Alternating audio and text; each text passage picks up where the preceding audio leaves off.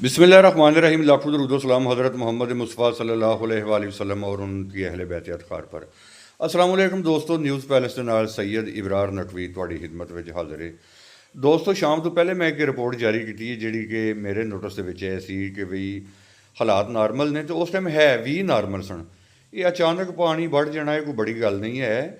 किसी नूं थ्रैट करना या किसी के नुकसान दे विच राज़ी होना ये कोई अच्छी बात नहीं है, ना ही ऐसी कोई सोच रखने हैं। अलहमदुलिल्लाह अल्लाह की ज़ात पाक सब नूं अपनी हिफाजत में रखे।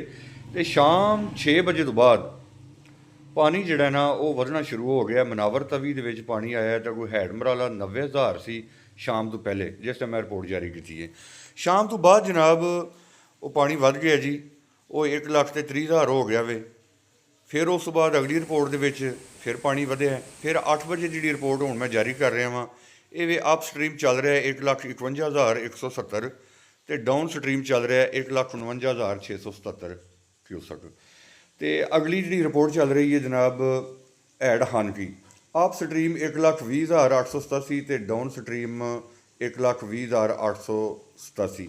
ये दोनों दरियावां की जी तुहानूं रिपोर्ट दी ना हैड हन की और हैड मराला की, ये कि जनाब फ्लो स्टेटस लो फ्लड, कैपेसिटी लैवल 11 लाख है जी हैड मराला का, तो कैपेसिटी लैवल जनाब अगे आ गया हैड हानकी का, वो वे जनाब 11 लाख क्यूसक।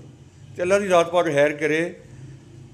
इंटरनेशनल मीडिया के मुताबिक कि आइंदा 24 घंटे के अंदर जोड़ा ना वो पानी वधन के चांस ने, तो वो जोड़ा ना 7-8 लाख क्यूसक वाला वो ये भी रौला कोई नहीं।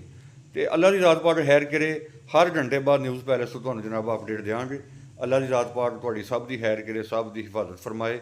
ये यकदम पानी आ जाना कोई बड़ी गल नहीं है। जिस टाइम मैं रिपोर्ट जारी की उस टाइम 90,000 क्यूसक चल रहा सी हैड मराला। तो अल्लाह की ज़ात पाक खैर करे सब दी।